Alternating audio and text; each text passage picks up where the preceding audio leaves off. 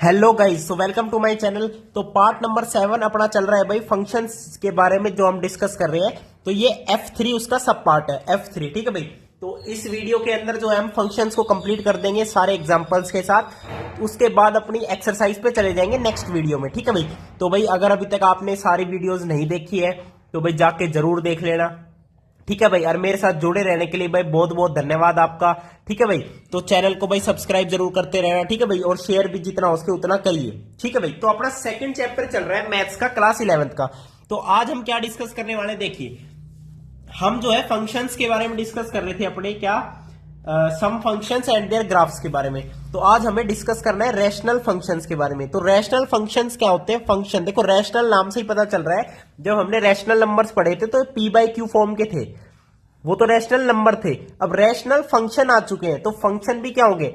Function upon में function होंगे। और वही बात होगी कि q जो है जीरो नहीं होना चाहिए, यानी जो डिनोमिनेटर है g ऑफ x वो भी क्या नहीं होना चाहिए, अपना जीरो नहीं होना चाहिए, क्योंकि उसके बाद वो मतलब नॉट डिफाइंड आ जाएगा अगर ये जीरो हो गया तो रैशनल फंक्शन किस किस फॉर्म के हो गए?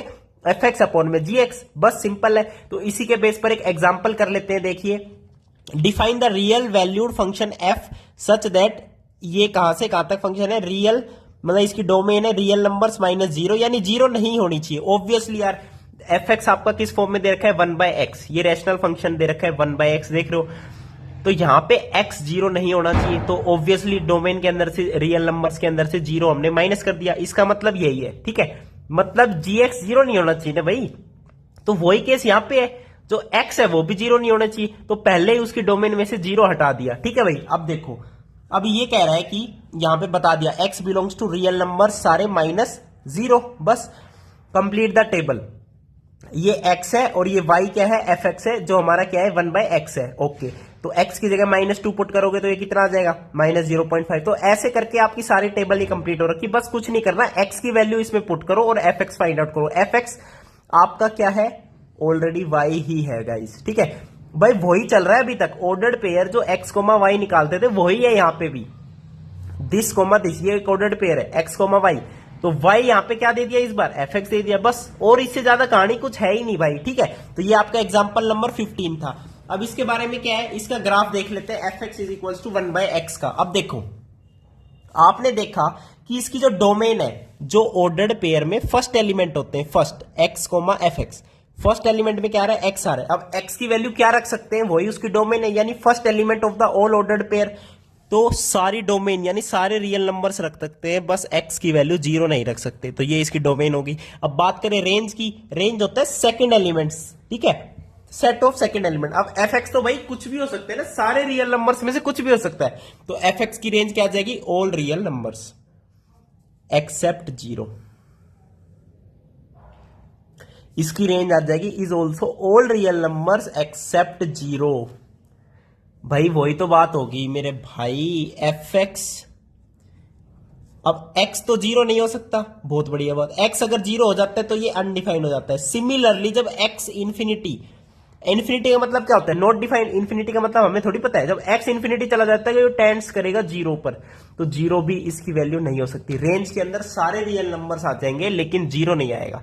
ऐसे ही डोमेन के अंदर है। अब इसका ग्राफ ही देख लो भाई, जब x इंफिनिटी को टेंड्स कर रहा है तो ये जीरो की तरफ जा रहा है, और जब x जीरो की तरफ जा रहा है तो ये इंफिनिटी की तरफ जा रहा है। देखो, only tends to zero, zero पे टच नहीं हो रहा। इस लाइन, ये y एक्सिस क्या है? x is equal to zero है, तो ये इस पे टच नहीं हो रहा, टेंड्स टू बी जीरो।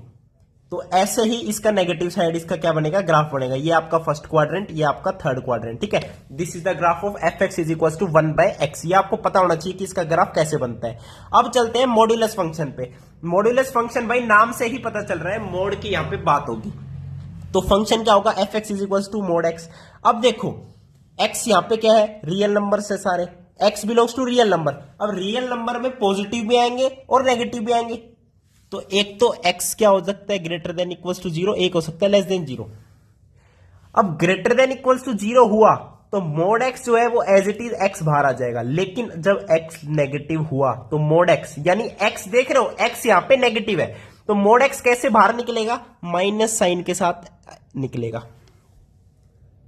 भाई -4 का मोड क्या लिखते हो? 4 लिखते हो। तो वही बात कह रहा हूं, -4 तो एज इट इज लिख दो, और माइनस साइन मैंने खुद से लगा दिया, जब मोड से निकलते हैं बाहर तो माइनस माइनस प्लस हो जाएगा, ये +4 ही तो आएगा। अगर x नेगेटिव है तो बात कर रहा हूं, अगर x greater than equals to 0 है तो मोड x तो सिर्फ x ही आता है। बस ये मॉडुलस की कहानी है। फंक्शन देख लो, ग्रेटर देन इक्वल्स टू 0 पे x है और लेस देन 0 पे -x है, ये इसका ग्राफ होता है गाइस, देख लीजिए। देखो सबसे पहली बात, मोड x का ग्राफ हमेशा पॉजिटिव साइड होगा, बस नेगेटिव साइड तो होगा ही नहीं। वेरी गुड भाई, x, 5x, x, fx, x की वैल्यू कुछ भी रख रहे हैं, fx क्या है अपना, यहां पे fx है मोड x, तो मोड x तो ऑलवेज पॉजिटिव है ना। और ये क्या होता है ऑर्डर्ड पेयर में, y is equals to fx होता है, तो y की वैल्यू पॉजिटिव है। y की वैल्यू पॉजिटिव कौन कौन से क्वाड्रेंट में होती है, ओनली फर्स्ट एंड सेकंड में, तो सारा ग्राफ फर्स्ट और सेकंड में आ गया। देखो तो ये ग्राफ किसका हो जाएगा आपका, fx इज इक्वल्स टू में मोड x का। ओके गाइज, अब चलते हैं अगला 6th फंक्शन पे, सिग्नम फंक्शन। सिग्नम फंक्शन क्या कहता है, देखिए इसकी सीधी सी डेफिनेशन है, x अगर ग्रेटर देन 0 होगा तो fx की वैल्यू 1 होगी, अगर x 0 होगा तो fx भी 0 होगा, x लेस देन 0 होगा तो fx क्या होगा, माइनस का 1 होगा। ये सिग्नम फंक्शन होता है सिंपली, ठीक है भाई। और इसके बारे में देख लेते हैं क्या सिस्टम है, इसका ग्राफ देख लीजिए। अब इसकी डोमेन और रेंज की बात कर लो। देखो डोमेन यानी x की वैल्यू तो हम कुछ भी रख रहे हैं, रियल नंबर का पूरा सेट। अब रेंज कहां से कहां तक जा रही है, या तो fx 1 आ रहा है या 0 आ रहा है, -1 आ रहा है, तो यही इसकी क्या है, रेंज है, 1 0 -1। अब इसका ग्राफ देख लीजिए, graph of the signum function. भाई x ग्रेटर 0 पे तो 0 ही है, और 0 से बड़ा तो 1, और 0 से छोटा -1, बस कहानी खत्म। ओके, ये आपका क्या हो गया, fx सिग्नम फंक्शन का क्या हो गया, ग्राफ हो गया। अब चलते हैं अगला, greatest integer function. Greatest integer function में देखिए क्या आता है अपना, ये है अपना ग्रेटेस्ट इंटीजर फंक्शन। इसमें क्या होता है, फंक्शन डिफाइन होता है रियल नंबर सेट से, real number defined by fx is equals to, ये इसको ऐसे डिनोट करते हैं क्लोज ब्रैकेट के अंदर x। अब गाइज मैं बता दूं, यहां पे x बिलोंग करेगा रियल नंबर से, और ग्रेटेस्ट इंटीजर फंक्शन का मतलब क्या है, मान लो आपके पास नंबर है 0.5, तब इसका ग्रेटेस्ट इंटीजर लोगे तो ये 0 आ जाएगा। अगर नंबर है 1.5, इसका लोगे तो आएगा 1, यानी समझ रहे हो, यानी assume the value of the greatest integer less than और इक्वल्स टू x। जो इंटीजर है x, या तो ये ही या इससे less than equals to integer, greatest integer इससे लेस देन इक्वल्स टू। तो वही बात यहां पे कह रहा है, देखो जब -1 और 0 के बीच में है या -1 भी है तो -1 आएगा आंसर, और 0 और 1 के बीच में 0 भी इक्वल्स टू हो सकता है तो 0 आएगा, समझ रहे हो। यानी कोई भी इंटीजर दे दिया आपको 2.25, या तो ये ही ग्रेटेस्ट इंटीजर देखना है लेस देन और इक्वल्स टू दिस। अब less than equals to this, equals to ये तो इंटीजर है नहीं, तो इससे लेस देन सबसे ग्रेटेस्ट इंटीजर कौन सा है, 2 है, तो इसका जब ग्रेटेस्ट इंटीजर फंक्शन लोगे तो इसका आंसर 2 आएगा मेरे भाई।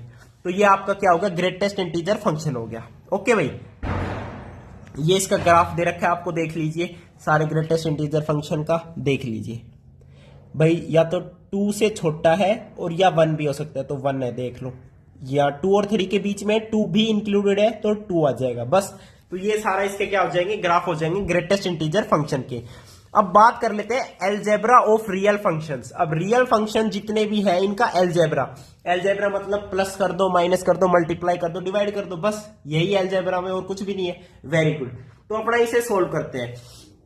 Addition of 2 real numbers, 2 real numbers नहीं सॉरी फंक्शन, 2 रियल फंक्शंस का एडिशन। तो मैं सिंपली बता देता हूं, एक रियल फंक्शन fx मान लीजिए, एक मान लीजिए gx, तो इनको ऐड करने पर क्या बनता है, एक नया फंक्शन बनता है f प्लस जी, किसके अंदर, x के अंदर ही बनेगा ऑब्वियसली। तो बस यही कहानी यहाँ पे, f plus g of x is equal to fx plus g x for all x belongs to capital X। X एक डोमेन है, X से रियल नंबर तक का ये फंक्शन है। ओके भाई, जी भी एक अपना क्या है, फंक्शन है X से रियल नंबर। 2 रियल फंक्शंस देखिए यहाँ पे, जहां पे X क्या है, सबसेट है R का, यानी ये कंप्लीट रियल नंबर्स का सेट है, तो X इसके अंदर है, ये रियल नंबर्स का सेट है। समझ गए, यहां पे सबसे इंपॉर्टेंट क्या था, ये था, ये भी ठीक है इसके साथ साथ, तो ये पता चल गया। अब सेकंड कर लेते हैं बात फटाफट, इसी के बेस पे आपके एग्जांपल है। सब्ट्रैक्शन देख लो भाई, लास्ट वाला जो मैं इंपॉर्टेंट बताऊंगा ये रहा। एक नया फंक्शन बनता है F minus ji of x is equal to F x minus ji x. तो यही आपका काम आने वाला है। अगला देख लो, multiplication by a scalar quantity.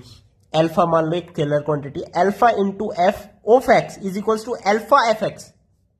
Okay, तो ये वाली बात आपको याद रखनी है। अब multiplication of two real numbers, तो F ji of x is equal to F x g x. तो ये वाली इंपॉर्टेंट बात होगी, इसको बोल देते हैं point wise multiplication. Okay guys, अब क्वेश्चन वाली बात कर लो, यानी डिवाइड करते हैं। तब f by g of x is equal to F x by g x, ये वाली बात जहां पे again g x not equal to zero आना चाहिए। ओके, डिनोमिनेटर जीरो नहीं करना है मेरे भाई। अब 16वां एग्जाम्पल देख लेते हैं। एग्जाम्पल नंबर 16 डिस्कस करवा दो आपको यहीं पे। वेरी गुड, एग्जाम्पल नंबर 16 देखो भाई। इसके अंदर दे दिया आपको एक एफ एक्स दे दिया क्या, एक्स स्क्वेयर, आपको जी एक्स दे दिया क्या, 2x प्लस 1। दो रियल फंक्शंस दे दिए, तो आपको निकालना है f plus g of x. तो हमें पता ही ये क्या होता है, f x plus g x. तो बस क्या कर दो, x square plus 2x plus 1। तो ये फाइंड आउट हो गया पहली चीज। अब आगे हमें फाइंड आउट करने के लिए कह रहा है f minus ji of x. तो हमें पता है क्या होता है, एफ एक्स माइनस जी एक्स। तो एक्स स्क्वेयर माइनस जी एक्स यानी माइनस 2x माइनस 1। तो ये भी हमने क्या कर दिया, फाइंड आउट कर दिया। अगले में हमसे पूछ रहा है क्या, मल्टीप्लाई वाला, f of g f ji of x. तो ये क्या होगा, एफ एक्स इंटू में जी एक्स। तो एफ एक्स क्या है, एक्स स्क्वेयर, जी एक्स क्या है 2x प्लस 1। तो इसका आंसर आ जाएगा 2x cube plus x square. Okay guys, तो इसका आंसर ये आ जाएगा। अगले में पूछ रहा है क्या, F by G of X. ये क्या होता है, एफ ऑफ एक्स अपॉन में G of X. Very good, G X zero नहीं होना चाहिए, बिल्कुल जीरो नहीं है, कोई बात नहीं, अभी बता देंगे वो भी उसकी कंडीशन। एफ एक्स क्या है, एक्स स्क्वेयर अपॉन में 2x प्लस 1। और यहां पे कंडीशन बता दो, जी एक्स जीरो नहीं होना चाहिए, यानी 2x प्लस 1 जीरो नहीं होना चाहिए। यानी x की वैल्यू क्या नहीं होनी चाहिए, जब x की वैल्यू -1/2 होगी तब ये जीरो बनता है। तो x की वैल्यू -1/2 नहीं होनी चाहिए, ये हमें बताना पड़ेगा इसके अंदर। अब चलते हैं एग्जाम्पल नंबर 17।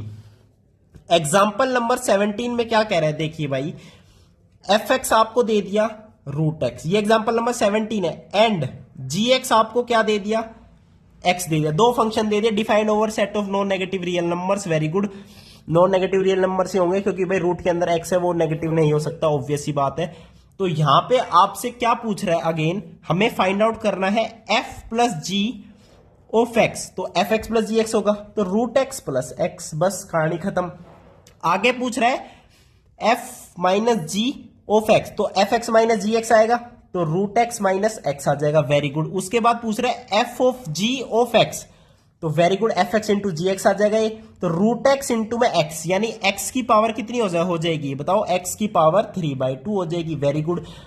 आगे पूछ रहा है f by g of x, क्या होगा, f x by g x. Very good, ये हो जाएगा रूट एक्स बाई एक्स। तो ये हो जाएगा मेरे भाई एक्स की पावर -1/2, एक्स की पावर -1/2। ऑब्वियसली यहाँ पे एक्स नॉट इक्वल्स टू 0 आएगा। तो ये थे आपके गाइज एग्जाम्पल 16, 17 भी हो गए। आगे जो है आपकी एक्सरसाइज आएगी, देख लीजिए आप, एक्सरसाइज आएगी आपकी 2.3। तो उसको नेक्स्ट वीडियो में डिस्कस करते हैं। वीडियो देखने के लिए धन्यवाद, थैंक यू, नमस्कार।